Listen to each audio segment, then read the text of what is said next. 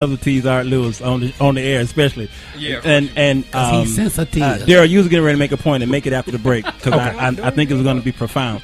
Listen to this. We're going to another segment. We'll still go back to the raising boys. This segment we're getting ready to go into is about intersex and hermaphrodites. Okay, because that's a situation. It's a situation. Got to love yourself. Man. Okay, this is deep, y'all. This is UBM Praise, the Sir Walter Jones Show.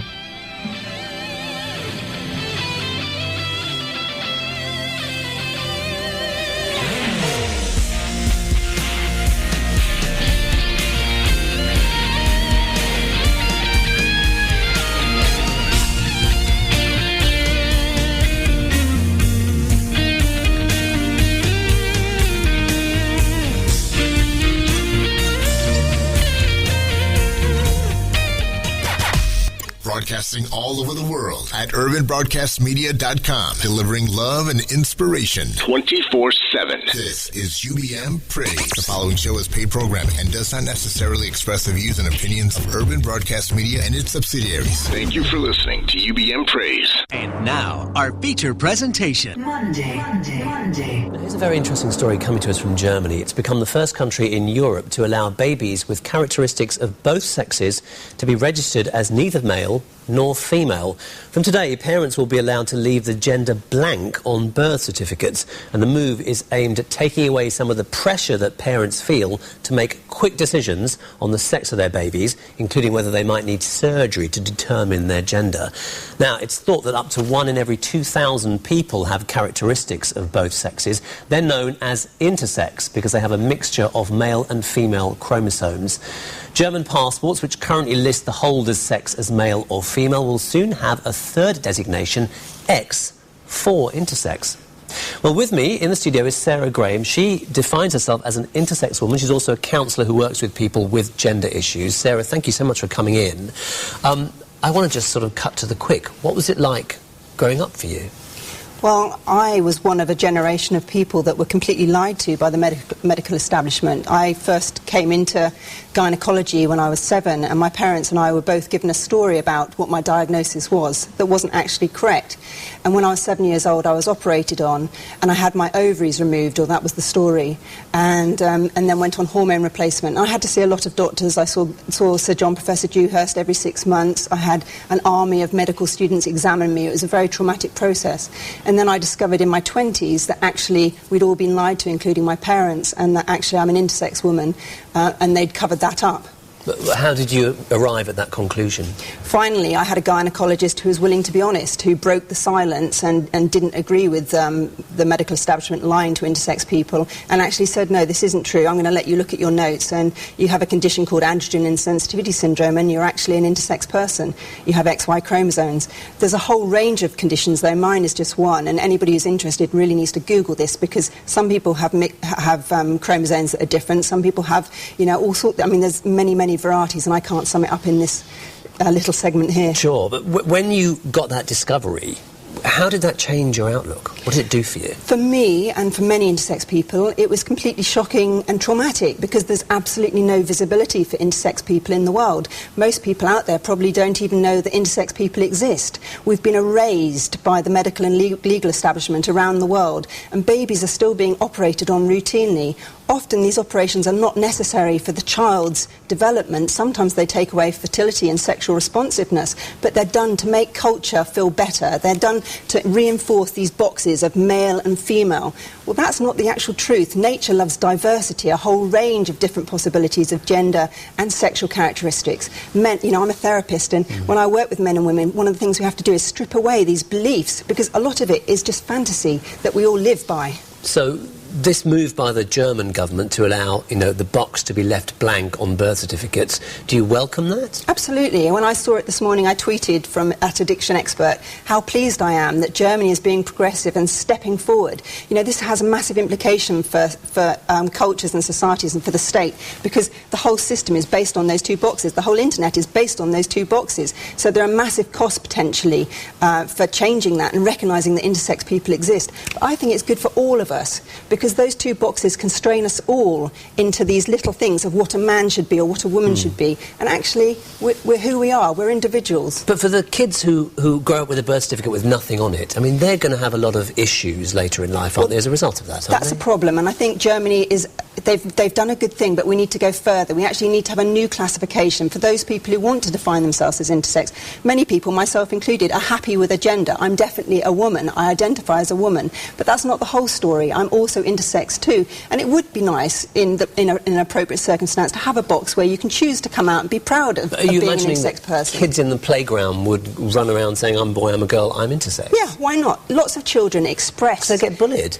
I know, but that's because that shows what we need to do. We've got a massive job here to educate humans, to say, actually, it's okay. Lots of parents know that their child may not want to fit into the binary boxes. Lots of little boys want to play with dolls, and lots of girls want to, do action things. These boxes are a fantasy. If we created a third space for intersex people, it might take the pressure off everybody. This pink and blue thing is a nonsense. It's a hegemony that we need to challenge. We all need to be free. The human heart is the most important organ, not what goes on down there. I know there's a lot of people watching this that would disagree with you, but Australia has already done this. I think they were the first country to offer that third option. Germany is now doing it. Do you think other countries are going to follow, or do you think these are just a couple of cases? I think that everybody around the world needs to look at this issue, because this is a medical reality, this is a biological reality. Intersex people exist. We need to stop erasing them. There are a handful of people in the whole world who are out and proud of being intersex, because it's really difficult. I've done a lot of therapy on myself. I've done a lot of training as a therapist. I still struggle with being an intersex person. Things like being infertile, that's a painful thing.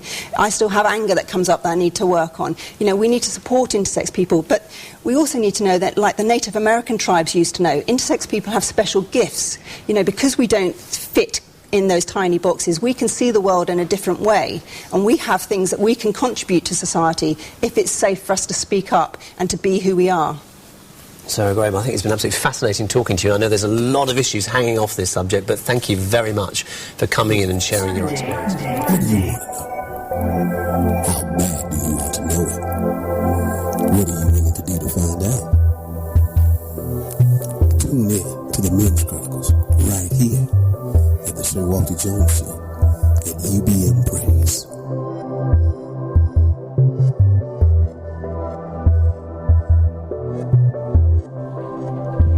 Welcome back. This is the Sir Walter Jones Show. If you just tuned in, you missed it. We've been going for a whole hour talking about boys to men, and the men here in the room have been giving their testimonies and their experiences with their fathers or the lack thereof. This hour here, we're going to talk about what... I love my daddy. We're going to talk about what we have done to raise our own children. We all here have children that we've raised. We're going to go into that, and we're going to touch on this intersexual thing as well. Just a few minutes on that as well, because that's an issue. I drive my shows this way because I get a lot of questions in the inbox and in other areas of social media. Well, people just want to know answers, and we talk about them, and sometimes we don't have the solution, but a lot of times we do. And we don't want to highlight on all the problems and not highlight on all the solutions. And so today I asked these questions to my guests to make sure they can help. And a lot of times it's the women who need the answers. Because a lot of men, they're sheltered. They're hiding in caves. They don't ask you these questions. They think they have the answers, but yet their lives are so dysfunctioned. And so we've got to help the ladies deal with the men that they're married to or engaged to or dating. They're finding these patterns in the men that they're dating. And sometimes the patterns are themselves, the women. That's right. Because they tend to link to these men, and a lot of times and so we'll have to save that for pink perspective, so we can get some women in here to talk about why is it that there's a pattern that the men that they find the same spirited man. Darryl, you were getting ready to say something before you were interrupted by another guy who was on your left. You were getting ready to make a point. I think the point I was trying to make is, number one, you become almost polarized when you talk about the impact of not having a father in your life versus having a father. My whole goal became to make sure that my kids, I tried to meet the emotional, physical, needs that my kids had. I didn't want to be what my father was, which was non-existent. Sure. But I really worked hard. The other thing was,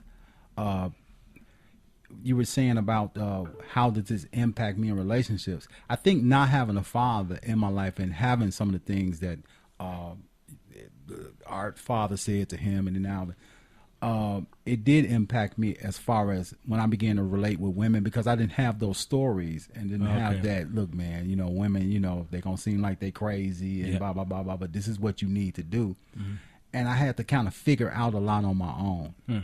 And it made a big difference in some of the mistakes I made. When you get a certain age, you look back, you're going to have regrets, and you're going to have things that you did the wrong way. And I can attribute a lot of them to my father not being there. Now, at the same token, because, I'm a teacher, but I'm also a learner, and I think good teachers are learners. Mm-hmm. And always. So I've always put myself in a position to be a learner. And I've always tried to get as much as I could from men and guys who knew a little bit more than me and had different situations going on, like maybe having a father at home or a male mentor and stuff like that. And I really worked hard at trying to make sure that my kids have the things that they need. So, a solution. There's a woman now is coming to the three of you and saying, I'm dealing with a man who was not raised by his father. He's giving me all kind of problems. I just can't understand him. Okay, he's just a dysfunctional man, and he keeps going out on me. Whether he's cheating, whether he's hitting me, or whether he just don't understand my son. Okay, he don't want to have anything to do with my son. What can you possibly tell this woman? Now, this man that might be your husband. So I know, so y'all might say, well, get rid of him. Well. Maybe he's not beating her physically. Okay. Well, then first thing is his parents still alive? Go to the mother and see what's going on, but don't go so much inquisitive about him per se. Mm-hmm. It's just like you'd have to strike up kind of a conversation, do a reminiscent type thing, and start weeding these things out. But first you need to go ahead and find out where her head is, because being married to two women who did not have a father. Mm-hmm.